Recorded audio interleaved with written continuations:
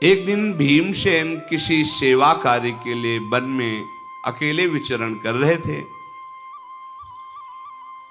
कांतिमान महाबली भीमसेन किसी को कुछ समझते नहीं थे। उधर दहाड़ मारी ऐसे ही जंगल में आनंद पूर्वक, तो वो दहाड़ गूंज पड़ी। तो तत्काल देखा एक गुफा से मुंह फैलाए हुए अजगर ऐसे, और उसका आकर्षण इतने जोर का था कि जैसे कुछ चुंबक खींच लेता है, ऐसे भीम खींचे हुए चले गए और वो अपने शरीर से भीम को फांस लिया। जो अजगर होता पहला कार्य करता है अपने शिकार को अपने बंधन में इतना जकड़ता है कि चूर चूर हो जाए, फिर उसे लील जाता है। पर्वत काय विशाल अजगर महाबली भीमसेन ने देखा कि हल्दी का जैसा रंग, ऐसे उसकी त्वचा का रंग, और क्रोध में हुआ भीम को जकड़ने लगा। भीम ने अपनी बहुत ताकत लगाई पर कुछ काम नहीं कर रही थी उसकी जकड़ के आगे। भीमसेन का शरीर शिथिल होने लगा, अचेत होने लगे, कोई बल काम नहीं कर रहा। दसियों हजार हाथियों का बल जिनकी भुजाओं में है, अजगर से आज नहीं छूट पा रहे। तेजस्वी भीम ने अपने को जब देखा कि अब तो बस ये लील ही जाएगा, अपने पास में नागपाश में बांध लिया। घोर प्रयत्न किया, भीमसेन किसी भी प्रकार सर्प के उस पास से बाहर नहीं निकल सके। भीम ने सर्प से कहा कि मैं निश्चित कह सकता हूं कि आप कोई सिद्ध हैं या वरदानी हैं, नहीं तो कोई ऐसा नहीं है कि जो मुझे बांध सके। मैं धर्मराज युधिष्ठिर का छोटा भाई, महाराज पांडु का पुत्र भीमसेन हूं। दसियों हजार हाथियों का बल हमारी भुजाओं में है। जैसा आपने जकड़ रखा है ऐसा कोई त्रिभुवन में मुझे बांध नहीं सकता। सैकड़ों अजगर मेरे सामने कुछ नहीं है। सैकड़ों केसरी, सिंह, व्याघ्र, महेश, गजराज एक साथ मिलकर आ जाए, सबको मैं भुजाओं की टक्कर से रौंद दूं। कोई भी त्रिभुवन का राक्षस, पिशाच, महाबली, नाग भी ऐसा नहीं जो मुझे बांध सके। लेकिन ये क्या कारण है? आपको कोई वरदान है या आप कौन हैं जो मैं आपके पास से अपने को नहीं मुक्त कर सकता? मेरी भुजाओं को ऐसा आपने बांध लिया है। अजगर ने कहा, महाबाहु, मैं बहुत समय से भूखा हूं। सौभाग्यवश देवताओं ने मेरे लिए बहुत बढ़िया भोजन भेजा है। कोई भी देहधारी हो, सबको अपने प्रिय प्राण है, प्राण का प्रिय आहार है। आहार जब मिल गया तो अब हमें तो आनंद मिलेगा ही, हम तुम्हें क्यों छोड़ दें? पर तुम जैसा पूछ रहे हो वैसा तुम ध्यान पूर्वक सुनो। मैं वैसा ही हूं, मैं कोई साधारण अजगर नहीं हूं। मैं मनीषी ब्रह्म ऋषियों का अपराध करने के कारण अजगर बना हुआ हूं। मैं देवराज इंद्र के पद से सीधे अजगर योनि में आया हूं। देवराज इंद्र के पद से मैं तुम्हारा पूर्वज नहुष हूं। महाराज नहुष, तुमने सुना होगा, जब अपने वंश की कीर्ति सुनोगे तो तुम्हें सुना होगा नाम। मैं नहुष हूं, तुम्हारे पूर्वजों का पूर्वज हूं। मैंने ब्रह्म ऋषियों का अनादर कर दिया, इससे मुझे शाप प्राप्त हुआ, और शाप के एक दुर्भाग्य का स्वरूप तुम देख रहे हो। मैं सांप बना हुआ।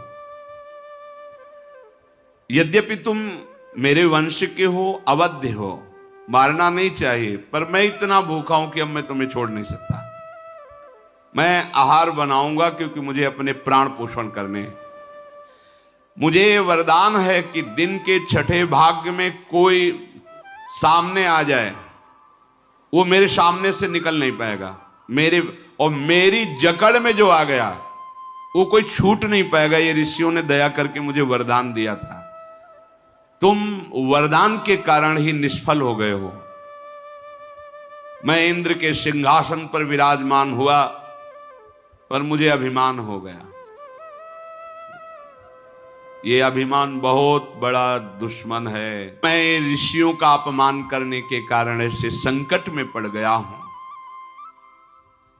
इंद्र के सिंहासन का भोक्ता होकर के भी मैं कितनी तिर्यक योनि, नीची योनि में गिरा हूं। ये अगस्त्य ऋषि का शाप मुझे भ्रष्ट कर दिया।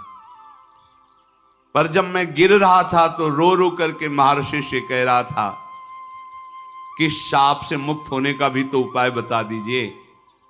तो उन्होंने कहा था, जब पृथ्वी में तुम अजगर के रूप में होगे तो तुम्हारी स्मरण शक्ति नष्ट नहीं होगी, और जब तुम्हारे प्रश्नों का कोई उत्तर दे देगा तब तुम मुक्त हो जाओगे। तो मेरे प्रश्नों का उत्तर जब मिल जाएगा तब मैं सर्प योनि से मुक्त होऊंगा, तो तुम बच सकते हो, अन्यथा नहीं। और उन्होंने कहा था, तुम जिसे सामने आएगा पकड़ लोगे तो चाहे स्वयं बल ही क्यों ना हो मूर्तिमान, उसका धैर्य खो जाएगा और वो तुमसे छूट नहीं पाएगा, तुम्हारा आहार बन जाएगा। इस प्रकार उनके कहने के कारण तुम्हारा बल काम नहीं कर रहा। वस्तुतः तुम जैसा कह रहे हो वैसे ही बली हो। हजारों अजगर, हजारों सिंह, हजारों हाथी आ जाए तो भी भीम का कुछ नहीं बिगाड़ सकते। महाद्युते, मैं बड़ा दुष्कर्मी हूं, पश्चाताप हो रहा है। देवराज इंद्र के पद पर बैठ करके मैंने इन ब्रह्म ऋषियों से पालकी जुतवाई। ऊपर वो बैठे, पालकी में ब्रह्म ऋषि। ये अभिमान कुछ भी करवा लेता है। तुम मेरी पकड़ में आ गए हो, अब तुम छूटने वाले नहीं। यद्यपि मैं जानता हूं तुम हमारे वंशज हो, नहीं खाना चाहिए, पर मैं बहुत भूखा हूं। मैं अपने शरीर के रक्षा के लिए तुम्हें खाऊंगा। दैव ने मुझे अकारण आपको भोजन रूप में दिया है। भीम ने कहा, मुझे मृत्यु का शोक नहीं, पर शोक यह है कि अगर मैं मरा तो मेरे भाई इतने निराश हो जाएंगे कि फिर वो पुनः राजगद्दी में बैठने की सोचेंगे भी नहीं। और अगर धर्मराज युधिष्ठिर जैसा राजा ना हुआ तो प्रजा जीवित नहीं रहेगी। मेरी मृत्यु सुनकर के मेरे भाई सब उद्योग रहित हो जाएंगे। अर्थात जो आज हम ठान रहे हैं कि हस्तिनापुर का राज्य धर्मराज युधिष्ठिर प्राप्त करें, वो नहीं हो पाएगा। भुजंगम, मेरे शरीर छोड़ते ही मेरी माता प्राण छोड़ देगी, क्योंकि वो केवल जी ही इसीलिए रही कि मेरे पुत्र इतना कष्ट पा रहे हैं, पर अपने बाहुबल से एक दिन सिंहासन पर बैठेंगे। भीमसेन ऐसा कह ही रहे थे कि सर्प ने उनकी केवल 2 भुजाएं छोड़ी और जकड़ और मजबूत कर दी। उनको बहुत पीड़ा होने लगी भीम को। इतने में युधिष्ठिर जी की बाईं आंख फड़की और उनको लगा कोई अनिष्ट हो गया। युधिष्ठिर जी के महान हृदय में घबराहट पैदा हुई। यह धर्म का लक्षण होता है। द्रौपदी से पूछा, भीम कहाँ है? तो उनका ऐसे ही, वो तो वन विहार के लिए निकल गए थे। धौम्याचार्य को तुरंत आगे किया तो भीम के पैर अलग ही दिखाई दे रहे थे। जहां जहां पड़ते थे वहां भूमि धस जाती थी। उनके चरण चिन्हों के आधार पर ब्राह्मणों को आगे करके युधिष्ठिर जी चले। पद चिन्ह देखते देखते आगे बढ़े। पद चिन्हों के सहारे जाकर उस कंदरा पर पहुंचे जहां भीमसेन को अजगर जकड़े हुए था। चेष्टा शून्य भीम हो रहे थे, केवल श्वास चल रही थी। अपने छोटे भाई को इस तरह जकड़ा हुआ देखकर युधिष्ठिर ने पूछा, भीम तुम ऐसी विपत्ति में कैसे फंस गए? ये पर्वताकार सर्प कौन है और कौन ऐसा बलवान है जिसकी पकड़ से तुम छूट नहीं सकते? भीम बोले, ये सर्प के रूप में महान शक्तिशाली देवराज इंद्र के पद पर अभिषिक्त हो चुके महाराज नहुष हैं, जो शाप के कारण अजगर बन चुके हैं और ये मुझे आहार बनाने के लिए पकड़ लिया है। युधिष्ठिर जी ने हाथ जोड़ा और कहा, महाराज आप जानते हैं हमारे आप पूर्वज हैं, आप मेरे भाई को छोड़ दें, मैं आपकी भूख मिटाने के लिए जो कहेंगे वो आपको दूंगा। सर्प बोला, राजन ये आहार मुझे दैव ने दिया है, तुम्हें यहां नहीं ठहरना चाहिए, नहीं जाओ, तुम भी मेरे आहार बन जाओगे। समय आने वाला है, दिन का 6वां भाग जो मेरे सामने आ जाएगा मेरा आहार बन जाएगा, इसलिए मैं तुमसे कहता हूं भाग जाओ तुम, ये भाई तो नहीं बचेगा तुम्हारा। मेरा नियम है, मेरी अधिकृत भूमि के अंतर्गत जो आ जाएगा वो मेरा भोजन बन जाएगा। मैं बहुत काल से भोजन नहीं प्राप्त किया हूं, तुम्हारे भाई को छोड़ूंगा नहीं। युधिष्ठिर ने कहा, तुम कोई देवता, दैत्य या सर्प नहीं हो। जब पता चल गया है कि तुम हमारे पूर्वज हो तो आपको कृपा करनी चाहिए। देखो आपने बड़े बड़े यज्ञ किए हैं, स्वाध्याय किया है, तपस्या की है, सत्कर्म किए हैं, निष्कंटक देवराज इंद्र के पद पर बैठे हैं, आपको ऐसी गति कैसे प्राप्त हो गई? तो उन्होंने कहा कि मैंने जो ब्रह्म ऋषियों से सेवा ली, पालकी ढुलवाई, उसका मुझे परिणाम मिला है कि मैं अजगर बना हूं, मैं ऐसी अवस्था में पहुंच गया हूं। युधिष्ठिर ने कहा कि तुम्हारी इच्छा क्या है? तो उनका, मैं इस योनि से तभी छूट सकता हूं, मेरे प्रश्नों का उत्तर तुम दे दो, मैं भीमसेन को छोड़ दूंगा क्योंकि मैं सर्प योनि से मुक्त हो जाऊंगा। युधिष्ठिर जी ने कहा, तुम इच्छानुसार प्रश्न कर सकते हो, तुम्हारी बात का धर्मयुक्त उत्तर होगा, मैं हर चेष्टा से तुम्हें प्रसन्न करूंगा और तुम्हारा जो लोक लोकांतर ढक गया है उसको प्रकाशित करूंगा। सर्प ने कहा कि मैं ब्रह्म ऋषियों का जीवन जानना चाहता हूं, तुम ही जानते हो उस तत्व को, किसे कहते हैं ब्रह्म ऋषि? ब्रह्म ऋषि किसे कहते हैं? जानने योग्य तत्व क्या है जिसे जान लेने के बाद कुछ जानना बाकी नहीं रहता? अनुमान से नहीं, अनुभव से। तुम महान बुद्धिमान साक्षात धर्म हो, मेरा उत्तर दीजिए। युधिष्ठिर ने कहा, नागराज जिसमें सत्य विराजमान हो, वाणी में और जीवन में भी, और दूसरों को सुख देने की भावना हो, और हर अपराध को क्षमा करने का स्वभाव हो, बहुत ही सुशील और सरल स्वभाव हो, क्रूरता कभी छू न गई हो, और तपस्या जिसके स्वभाव में बैठी हो, जिसमें ऐसे सद्गुण विराजमान हो, उसे ब्रह्म ऋषि कहा जाता है। सत्यम दानम क्षमाशीलो मानसंस तपो घृणा दृश्यंते यत्र नागेंद्र स्व ब्राह्मण इति स्मृता। और तुमने पूछा जानने योग्य तत्व क्या है, तो जानने योग्य तत्व परब्रह्म है। जो परब्रह्म को जान लेता है वो दुख और सुख दोनों से परे पहुंच जाता है।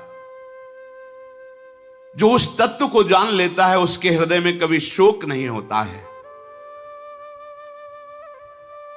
जानने योग्य तत्व दुख और सुख से परे बताया तुमने। नहुषी बोले, पर मैं तो सबको दुख और सुख से युक्त देखता हूं। हां, सत्य है, जो दिखाई देता है वो तत्व नहीं है। जो दिखाई देता है सुख दुख, वो भोक्ता देहाभिमानी जीव है, वो तत्व नहीं है। तत्व तो अनुभव में आने की, वो देखने वाली वस्तु थोड़ी है। वो लक्षणों के अभाव में जो तुम बाहरी देख रहे हो शरीर क्रिया, और देहाभिमानी जीव जो दुख सुख का भोक्ता कर रहा है वो अपने स्वरूप को नहीं जान रहा है। तत्व दुख सुख से परे शोक रहित स्थिति है। जो दुख सुख से परे वेद्य तत्व है, दुख सुख से शून्य है, उस पद को जानने के लिए देह भाव का त्याग करना होता है। वो हर समय देह ही भाव में तो रहते हैं। देखो ना, उठना बैठना खाना पीना चलना बोलना, लेकिन जो तत्व बोध जिसे हो जाता है, ये सब करते हुए भी वो कुछ नहीं करता। नागराज, मेरा तो यही विचार है फिर आप जैसा कहें, जिससे संस्कार, सदाचार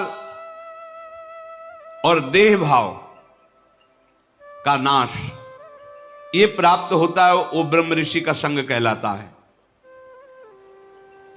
संस्कार, भागवती, सदाचार, इंद्रियों का संयम और देह भाव का नाश अर्थात आत्मस्वरूप में स्थिति, ये किसके संग से, किस साधन से? बोले ब्रह्म ऋषियों के संग से, भगवत प्रेमी महात्माओं के संग से। फिर शर्प ने कहा कि मैं तुम्हारी बात अच्छी तरह से समझ रहा हूं, तुम ठीक से धर्म को जानने वाले हो। तुम्हारे भीमसेन को अभी तो मैं नहीं खा रहा, पर जानने योग्य बात का और विस्तार से वर्णन करो। तो युधिष्ठिर जी ने कहा, वेद वेदांगों के पारगामी विद्वान जिस आचरण को प्रमाणित करते हैं वही आचरण करना चाहिए, मनमानी नहीं। इस विषय में सर्प ने कहा कि मैं आपसे प्रश्न करता हूं कि दान देने से, सत्य और प्रिय वचन बोलने से और अहिंसा करने से, मतलब अहिंसा, किसी की हिंसा न करे, उत्तम गति पा सकता है। आपका क्या विचार है? युधिष्ठिर जी ने कहा, दान से भी बड़ा पलड़ा भारी होता है सत्य का, और अहिंसा और हितकर भाषण सत्य से भी भारी होता है। अगर सत्य बोल रहे हो, दूसरे का हृदय चूर चूर कर दिया, दूसरे का नाश का अवसर आ गया, दूसरा बंधन में पड़ गया। सत्य, हितकर, मृदु और अहिंसा, किसी की हिंसा ना हो, बोले इससे उसको मैं श्रेष्ठ समझता हूं। महाराज, दान, सत्य, तत्व, अहिंसा और प्रिभाषण, इनकी गुरुता और लघुता कार्य की महत्ता के अनुसार देखी जाती है। आपका क्या विचार है? युधिष्ठिर जी ने कहा, उत्तम लोकों की प्राप्ति करने के लिए अगर देहाभिमान रहित होकर के दान किया जाए तो उत्तम गति की प्राप्ति होती है। ये आई बात निकल। दान कैसा? कहते हैं ना कि गांव की भाषा में कहते, दाहिना हाथ दे तो बायां हाथ भी न जाने। और यहां पहले से पोस्टर लिखवा के से टांग दिए जाते हैं कि इतने ब्राह्मणों का भोजन, इतने का फूल बंगला, इतने का ये, इतना का ये, और हमारा फोन नंबर और पूरा गांव का पता और बाप का और बाबा का भी नाम पूरा ऐसे। अगर एक पंखा भी तो पंखुड़ी में पूरा जिला और नगर और पूरा सब। ये दान थोड़ी होता है। देखो दान कौन सा उत्तम है, कोई जान नहीं पाया। तो दियम वस्तु गोविंदम, तो इससे लाभ मिलता है।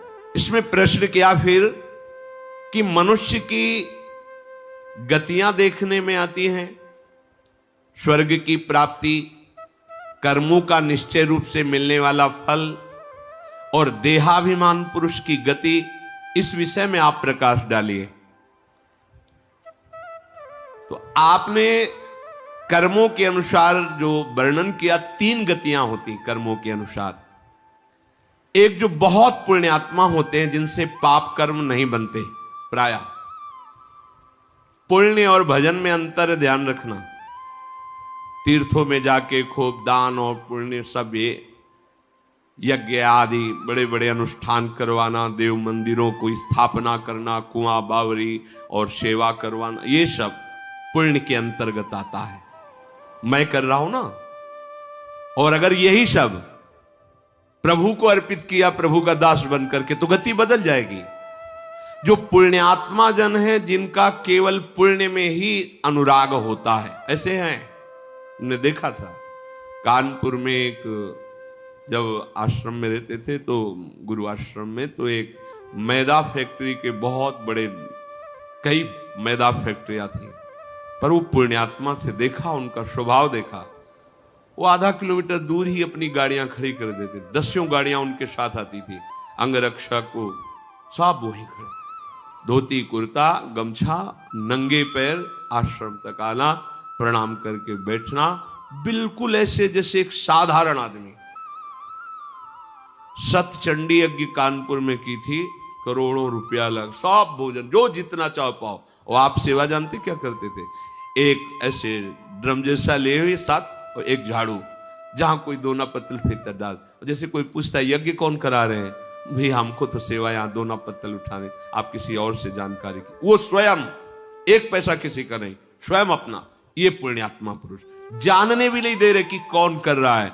ऐसे पुण्यात्मा पुरुषों को स्वर्ग की, उत्तम लोक की भगवत प्राप्ति शब्द अलग है, उत्तम लोकों की प्राप्ति होती है।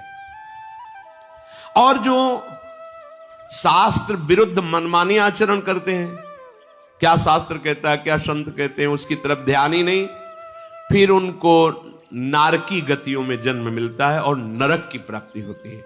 वहां कष्ट भोग करके नीच योनियों को प्राप्त होते हैं।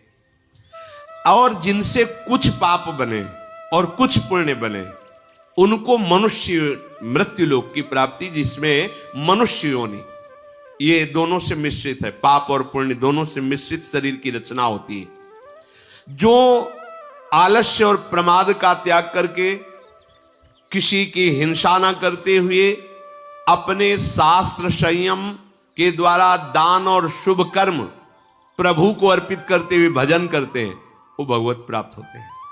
3 गतियां, और ये सबसे बिलक गति।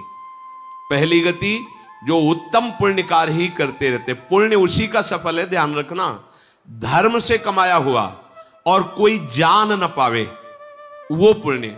और जो ये प्रकाशित किया जाता है तो 4 लोग जो उसकी बड़ाई करते हैं वहीं उसका प्रभाव खत्म हो जाता है।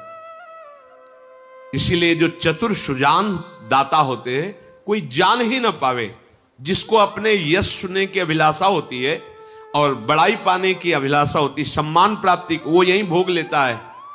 वो पुण्य उसको स्वर्ग ले जाने लायक नहीं रहता। स्वर्ग ले जाने वाला या उत्तम लोकों की प्राप्ति कराने वाला वो पुण्य होता है जो किया और कोई जाना नहीं। बिल्कुल, कितनी बड़ी बात है, करोड़ों अरबों रुपया लगा के यज्ञ कर रहा हो, वो व्यक्ति स्वयं दोना पत्तल फेंक रहा है। अगर कोई पूछ दे उनसे कि यज्ञ कौन करा रहा है, तो ये कहते हैं मुझे तो ये सेवा मिली, आगे तो मैं जानता नहीं, आप किसी और से बात की। पूरा निरीक्षण, और सब उनके आदमी दैन्य हाथ जोड़े सबकी सेवा में, और वो केवल दोना पत्तल भी। भगवान श्री कृष्ण की राजस्व यज्ञ में अग्र पूजा हुई और सबके चरण धोने की सेवा सरकार ने ली। दैन्य और गुप्त, देने के बाद अहंकार नहीं और देने के बाद कोई जान न पावे, वो सुकृत, वो जाते हैं सुकृत लोगों को। और जो मनमानी आचरण करते हैं, पापाचार, नरक और नीच योनियों को, जो पाप और पुण्य दोनों जिनसे होते रहते हैं, वो मनुष्य योनि को प्राप्त होते हैं। और जो अपने शास्त्र संयम के अनुसार कर्म करते हैं, दान पुण्य शुभ कर्म, ये सब भगवान को अर्पित करते और भजन करते, उनको भगवत प्राप्ति होती है, जहां आना जाना नहीं है। जो विपरीत आचरण करता है, मनमानी आचरण करता है, वो पशु पक्षी की योनियों में जन्म लेता है। इसका कारण यह है कि वो काम और क्रोध लोभ से युक्त होकर के मानवता से भ्रष्ट हो जाता है, इसलिए उसे नीच योनियों की प्राप्ति होती है। प्रयोजनवश जीव प्रायः इन्हीं 3 गतियों को प्राप्त होता है। ये जो चौथी बात बताई गई, ये देहाभिमानी को प्राप्त नहीं होती। देह भाव से युक्त होकर इंद्रियों की परवस्तावश जो बार बार भोगों को भोगता है, उसे जन्म लेना पड़ता है और दुख सुख का उपभोग करते हुए फिर जीवन बिताकर फिर मरण फिर जन्म। जो सबका हित करते हुए आत्मस्वरूप प्रभु का भजन करता है और अपने सारे कर्म प्रभु को अर्पित करता है, वो परब्रह्म में भली भांति प्रतिष्ठित हो जाता है, अर्थात वो भगवत प्राप्त हो जाता है। तुम तो बड़े सर्वज्ञ हो, जो प्रश्न करता हूं उसका उत्तर दे देते हो, तुमने बहुत बड़े अद्भुत कर्म किए हैं, तभी तुम्हें ऐसा ज्ञान प्राप्त हुआ है। अद्भुत कर्म का तात्पर्य है तुमने ऋषियों की जरूर सेवा की। तो 10,000 ऋषि अब भी वनवास में महाराज युधिष्ठिर के पास हैं और उन्हीं के लिए वो क्लेशित हुए थे कि कैसे भोजन पवाऊं। तो भगवान सूर्य की आराधना करके वो बटलोई प्राप्त की थी। तो महाराज फिर एक प्रश्न का और उत्तर दीजिए। ये जो बड़े बड़े धन संपत्ति वाले जन हैं, ये अपने को बुद्धिमान समझते हैं, शूरवीर समझते हैं, पर इनको कौन ऐसा है जो मोह में डाल देता है, दुर्गति हो जाती है, जैसे मेरी हुई। नहुष जी कह रहे हैं जो सर्प योनि में, मैं देवराज इंद्र के पद पर था, उस पद में जाते ही मैं मदोन्मत्त हो गया और मेरे से वो अपराध बना जो बिल्कुल नहीं होना चाहिए। महान तपस्वी ऋषियों से पालकी जुतवाई, परंतु आज मेरा हृदय जल रहा है कि मैंने वो क्या अपराध किया।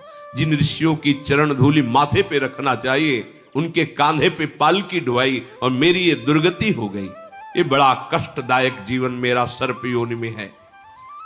बोलो, स्वर्ग का देवराज इंद्र पद मुझे प्राप्त था, दिव्य विमान थे, पर मैंने अभिमान में ऋषियों की पालकी जोती।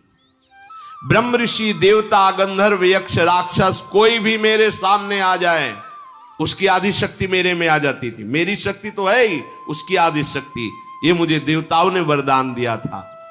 मैं जिस प्राणी की ओर आंख उठा के देख लूं, तत्काल उसका तेज नष्ट हो जाता था। मैं ऐसा तेजवान, पर मैंने ब्रह्म ऋषियों का अपमान करके अपना सर्वनाश कर लिया। मेरी इतनी बुद्धि भ्रष्ट हो गई थी कि जब पालकी पर ऋषि जन चल रहे थे तो मैंने आगे चलने वाले महर्षि अगस्त को लात मारी कि सर्प सर्प, मतलब शीघ्र चल शीघ्र चल।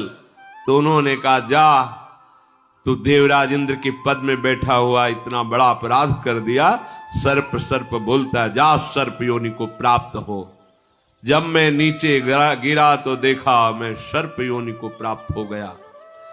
प्रमाद, ये विवेक शून्यता, ये धन और पद का अपराध मेरा सर्वनाश कर दिया।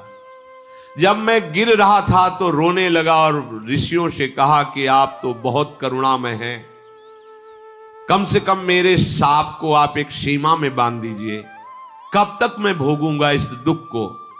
तो उन्होंने कहा कि जब तुम्हारे कोई उत्तर दे देगा, तुम्हें स्मृति प्राप्त रहेगी मेरी कृपा से, और जब तुम्हारे धर्म संज्ञक प्रश्नों का उत्तर दे दे तो जान लेना साक्षात धर्मराज तुम्हारे सामने खड़े हैं। बस तुम उनके दर्शन से ही इस शाप से मुक्त हो जाओगे। ओहो, मुझे आज सौभाग्य प्राप्त हो गया है। आपने मेरे प्रश्नों का उत्तर दिया, मैं समझा साक्षात धर्मराज तुम हो। आज मेरे अजगर के शरीर त्यागने का अवसर आ गया। अब देखो, मैं तुम्हारे सामने भीम को छोड़ता हूं और अपने शरीर को छोड़ता हूं। जे ही ऐसा कहा, अजगर शरीर छूटा दिव्य तेजों में, क्योंकि वो महान पुण्यात्मा ही है, अपने स्वरूप को प्राप्त हुए। दौम्याचार्य ने मंत्रों से भीम को अभिषिक्त किया और उनको साथ लेकर आश्रम पर आए। तब धर्मराज युधिष्ठिर ने सबके सामने कहा कि भाई देखो, इतने बड़े प्रतापी पुण्यात्मा देवराज इंद्र के पद पर बैठने वाले नहुष जी से एक शिक्षा लो। कभी भूल से भी, क्योंकि हम लोगों का वनवास चल रहा है, कहीं किसी ऋषि का अपराध न बन जाए।